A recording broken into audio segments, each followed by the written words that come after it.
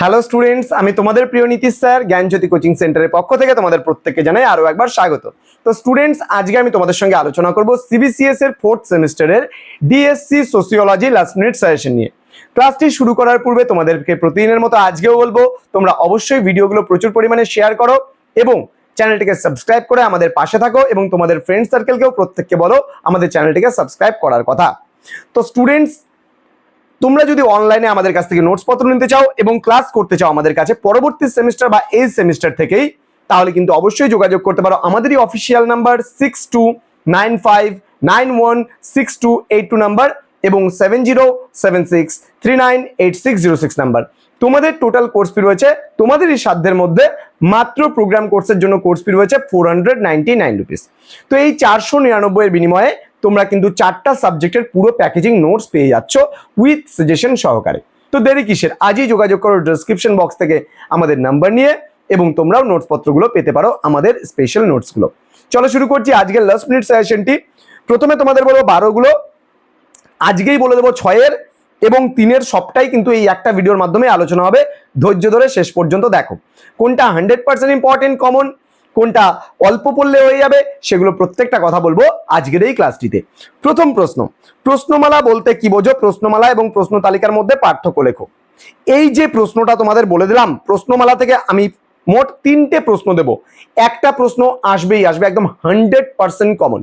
ওকে, প্রশ্নমালা বলতে কি বোঝো? প্রশ্নমালা ও প্রশ্ন তালিকার মধ্যে পার্থক্য লেখো, এটা একটু লিখে নাও প্রশ্নটা।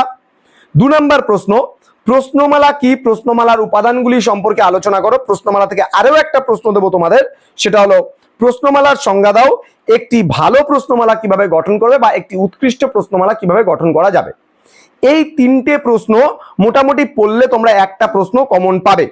এবার তোমাদের বলবো সামাজিক গবেষণা থেকে 3খানা প্রশ্ন, সেই সামাজিক গবেষণা থেকে 3খানা প্রশ্নের মধ্যে একটা প্রশ্ন আসবে একদম 100% কিন্তু কমন।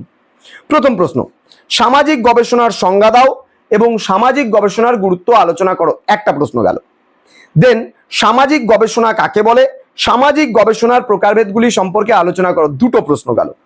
3 নম্বর প্রশ্ন, সামাজিক গবেষণার গবেষণায় তথ্য উপস্থাপনের রেখাচিত্রের গুরুত্ব। এই যে 3টে প্রশ্ন আমি তোমাদের বললাম, সামাজিক গবেষণা থেকে একটা প্রশ্ন আসার সম্ভাবনা কিন্তু প্রবল রয়েছে।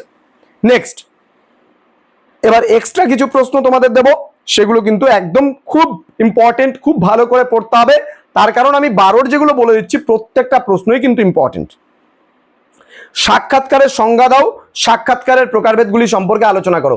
এই প্রশ্নটা একদম 100% আসবেই আসবে এবং তার সঙ্গে তোমাদের বাই চান্স যদি 12তে না খায়, এখান থেকে 6 কিন্তু আসবে, নাহলে 3 একটা প্রশ্ন হলেও আসবেই আসবে।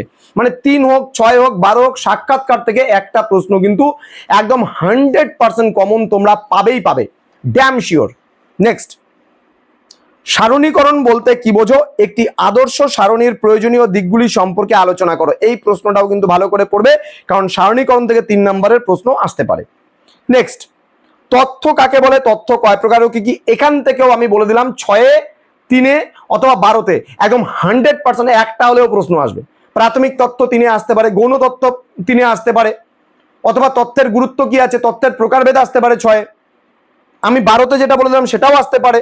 নেক্সট প্রশ্ন, আর 2টো প্রশ্ন মাত্র বলবো তোমাদের। নমুনায়ন বলতে কি বোঝো? নমুনায়নের বিভিন্ন প্রকারভেদগুলি সম্পর্কে আলোচনা করো, খুব গুরুত্বপূর্ণ প্রশ্ন। নেক্সট, পর্যবেক্ষণ পদ্ধতি কি? পর্যবেক্ষণ পদ্ধতির বিভিন্ন প্রকারভেদগুলি সম্পর্কে আলোচনা করো।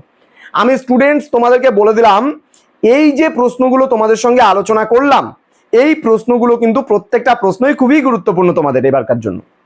তার কারণ তোমাদের এই বছর কিন্তু কোশ্চেন কিছুটা রিডিউস হয়েছে, সিলেবাস কিছুটা রিডিউস হয়েছে, এবং সেই রিডিউস করার পরে তোমাদের যে সাজেশনটা দাঁড়াচ্ছে সেটা আমি যেটা বলে দিলাম সেটা।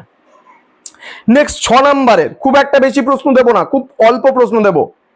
প্রতিবেদন বলতে কি বোঝো? প্রতিবেদনের বিভিন্ন পর্যায়গুলি সম্পর্কে আলোচনা করো, পড়বে। প্রশ্নপত্র এবং সাক্ষাৎকারের মধ্যে পার্থক্য নিরূপণ করো, ভালো করে পড়বে। একটি আদর্শ সারণী নির্মাণের প্রয়োজনীয় দিকগুলি সম্পর্কে আলোচনা করো।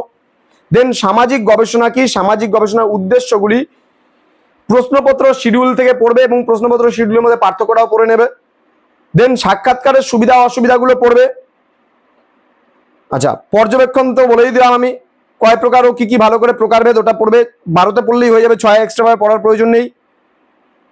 দেন গৌণ তথ্যের মূল উৎসগুলি কি কি, আমি বললাম যে তথ্য থেকে, 12তে প্রশ্ন পড়লে 6 আলাদাভাবে পড়ার প্রয়োজন নেই, কমন পেয়ে যাবে। আচ্ছা, দেন বলছে সামাজিক গবেষণার বিষয়বস্তু বিশ্লেষণের গুরুত্ব, এই কয়েকটা প্রশ্ন পড়লে তোমাদের 6 থেকে তোমরা কমন পেয়ে যাচ্ছ। এবার 3-এর জন্য কি কি পড়বে, 3-এর জন্য আমি সবসময় একটু বেশি দিয়ে থাকি প্রশ্ন, তোমরা জানো, কারণ কি 3-এর গুলো যেহেতু টিকা টাইপের প্রশ্ন আসে এবং এই প্রশ্নগুলো কিন্তু ভেতর থেকে কিন্তু অনেক প্রশ্ন আসে, বড় প্রশ্নগুলোর ভেতর থেকে। যেমন প্রশ্নগুলো লিখে নাও, প্রতিবেদন লিখন, ডাকযোগে প্রেরিত প্রশ্নমালা, দেন চলক, প্রায়োগিক গবেষণামূলক গবেষণা বা প্রয়োগমূলক গবেষণা, দেন বস্তুনিষ্ঠতা, দেন গবেষণার রূপরেখা বলতে কি বোঝো, দেন বৃত্তচিত্র, দেন প্রশ্ন তালিকা, সামাজিক গবেষণা নকশা, দেন মুক্ত প্রাপ্ত প্রশ্নমালা, প্রাথমিক তথ্য, শ্রেণীবদ্ধকরণ বলতে কি বোঝো, সংকেতকরণ সম্পর্কে টিকা, নমুনায়ন সম্পর্কে টিকা পড়বে। আচ্ছা, ফলিত গবেষণা পড়বে, সাক্ষাৎকার তো অলরেডি বড়তে বলেই দিয়েছি, ধারণা পড়বে, নৈব্যক্তিকতা পড়বে, সারণীবদ্ধকরণ পড়বে, গঠনগত সাক্ষাৎকার এবং সর্বশেষ প্রশ্ন বর্ণনামূলক বিশ্লেষণ।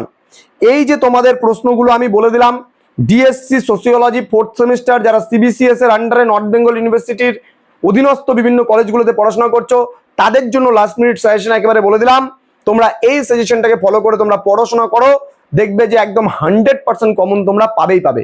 তো স্টুডেন্টস, তোমাদের সঙ্গে দেখা হবে খুব তাড়াতাড়ি পরবর্তী নতুন কোনো একটি ক্লাস নিয়ে। তোমরা প্রত্যেকে ভালো থেকো, সুস্থ থেকো। Thank you so much, thanks for watching.